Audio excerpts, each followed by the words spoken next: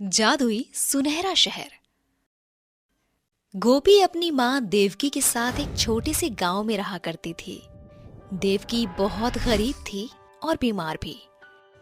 ऐसे ही एक रोज देवकी की तबीयत बहुत ज्यादा खराब हो जाती है और देवकी अपनी बेटी गोपी से बोलती है, बेटा, मेरे जाने का समय आ चुका है। लगता है मैं तुझे बड़ा होते हुए नहीं देख पाऊंगी।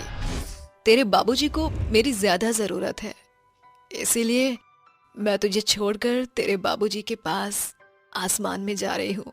तू अपना ख्याल रखना मेरे बच्चे। माँ, ऐसा मत बोलो, मुझे आपके साथ रहना है।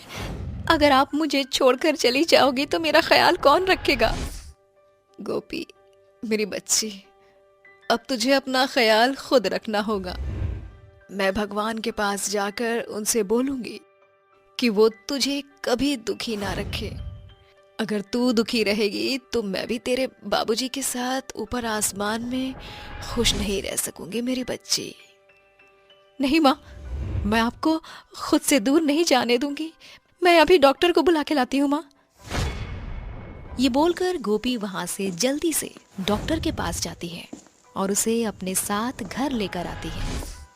किंतु जब तक डॉक्टर घर आते हैं, देवकी इस दुनिया से जा चुकी होती है और डॉक्टर देवकी की नब्ज चेक करके गोपी से बोलते हैं, गोपी, तुमने मुझे यहाँ बुलाने में देरी कर दी। अब तुम्हारी माँ हमारे बीच नहीं रही।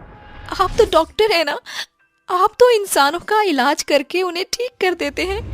मेरी माँ को भी ठीक कर दो ना। मेरा इस दुनिया में मेरी माँ के सिवाय और कोई नहीं है। मैं अकेली हो जाऊंगी। गोपी, अब मैं कुछ नहीं कर सकता। इतना बोलकर डॉक्टर वहां से चला जाता है, जिसके बाद गोपी अपनी माँ के मृत शरीर को पकड़कर रोती है। ऐसे ही कुछ दिन बीत जाते हैं, पर गोपी अपनी माँ को नहीं भूल पाती।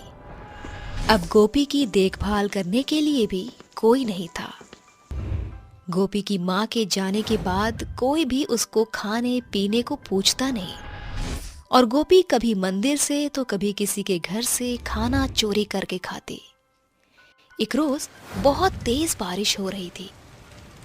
गोपी के घर की छत टपकने लगती है, जिसके बाद गोपी बाहर रेड़ी के नीचे छिपकर बैठ जाती है और तारों को देखकर खुद से बोलती है, माँ भी बाबूजी की तरह एक तारा बन गई। भगवान जी, आप मुझे भी तारा बना दो और मुझे मेरे बाबूजी और माँ से मिलवा दो।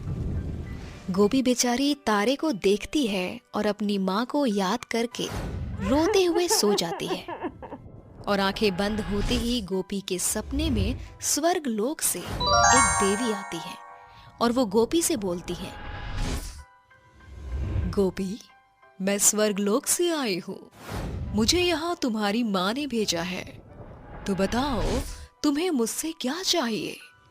तुम जो भी मांगोगी वो तुम्हें जरूर मिलेगा। मेरे पास खाने के लिए कुछ नहीं है, न रहने के लिए घर।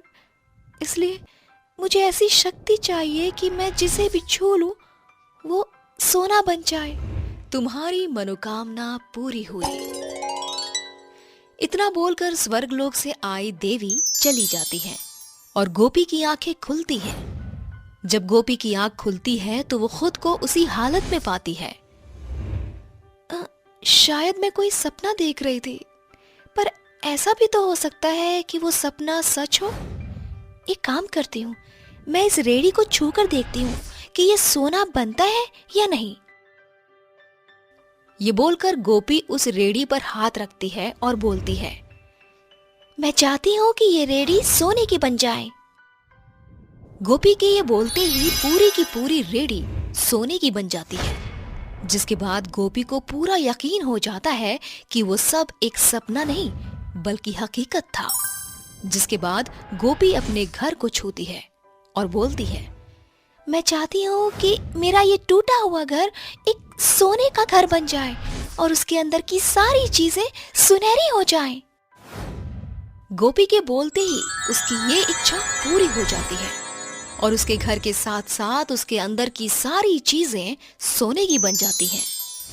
गोपी का सुनहरा घर देखकर गोपी के घर के आसपास के लोग उसके पास जाते हैं और उससे बोलते हैं, गोपी बेटा, पलक झपकते ही ऐसा क्या हुआ कि तुम्हारा घर सुनहरा सोने का बन गया और उसके अंदर की सारी चीजें भी सुनहरी हो गईं? काका, मेरी माँ की वजह से मुझे ये वरदान मिला है। अब मुझे किसी की भी जरूरत नहीं है। पर गोपी बेटा, तुम्हें नहीं लगता कि तुम इस गांव के हो और जब तुम्हारे पास इतना अच्छा वरदान है तो तुम्हें इसका फायदा उठाना चाहिए? कैसा फायदा काका? अरे गोपी बेटा, तुम हम सबकी मदद करने की सोचो। तुम सबकी मदद करोगे तभी तो भगवान भी तुम्हारी मदद करेगा। तुम एक काम करो, इस पूरे शहर को सुनहरा शहर बना दो ताकि दूर दराज के लोग हमारे गांव को देखने के लिए आए और हमारा गांव प्रसिद्ध हो जाए। गांव वालों की बातों में आकर वो भी बिल्कुल ऐसा ही करती है और अपनी इच्छा जाहिर करते हुए बोलती है, मैं चाहती हूँ कि मेरा ये गांव सुनहरा शहर बन जाए। यहाँ की हर एक चीज सुनहरी हो ताकि मेरे गांव वालों को सोने की कमी ना हो और दूर दराज के लोग हमारे सुनहरे शहर को देखें। गोपी के बोलते ही गांव की हर एक चीज सुनहरी हो जाती है और वो गांव एक सुनहरा शहर बन जाता है। वहाँ के मटके, घर, बर्तन, बिस्तर, यहाँ तक कि पानी भी सुनहरा बन जाता है। सब कुछ सोने में तब्दील हो जाता है। जब ये सब कुछ गांव वाले देखते हैं तो सब हैरान हो जाते हैं और गांव की एक बूढ़ी औरत गोपी के पास आकर बोलती है, गोपी बेटा, तुम्हें ये वरदान तुम्हारे भले के लिए मिला था ताकि इस वरदान से तुम किसी मजबूर बेबस की सहायता कर सको। पर तुमने गांव वालों की बातों में आकर इस गांव को सुनहरा शहर बना दिया पगली। गांव वाले लोग ये भूल गए हैं कि खाना पीना सोना चांदी से ज्यादा जरूरी होता है। देखो, गांव में अब एक बूंद पानी नहीं है। अब इंसान क्या पिएगा? इसलिए मेरी बच्ची, मैं चाहती हूँ कि तुम इस शहर को ठीक कर दो। पर ये मेरे बस में नहीं है दादी। अब मैं क्या करूँ? ऐसे तो सब लोग मर जाएंगे। ये बोलकर गोपी बहुत रोने लगती है और बूढ़ी औरत से बोलती है, मुझे तो बस प्यार चाहिए था। पता नहीं वो प्यार मुझे कब मिलेगा। ऐसे तो मेरे गांव वाले भी एक एक करके प्यासे मर जाएंगे। अब मैं इन सब की जान कैसे बचाऊं? मुझे नहीं चाहिए वरदान। गोपी के ये बोलते ही बूढ़ी औरत स्वर्ग लोक की देवी बन जाती है और वो गोपी से बोलती है, गोपी, मैं तुम्हें जो समझाना चाहती थी और जिस वजह से मैं यहाँ आई थी, मेरा वो काम पूरा हो गया और तुम्हारे कहने पर मैं तुमसे अपना ये वरदान वापस लेती हूँ और तुम्हें हमेशा खुश और आगे बढ़ने का आशीर्वाद देती हूँ। तुम जहाँ भी जाओगी वहाँ तुम्हें सिर्फ खुशियाँ और तरक्की, साथ ही बेशुमार प्यार मिलेगा। ये बोलकर स्वर्ग लोक की देवी वहाँ से चली जाती है। इसके बाद गोपी का गांव फिर से सोने के शहर की बजाय पहले की तरह नॉर्मल शहर बन जाता है।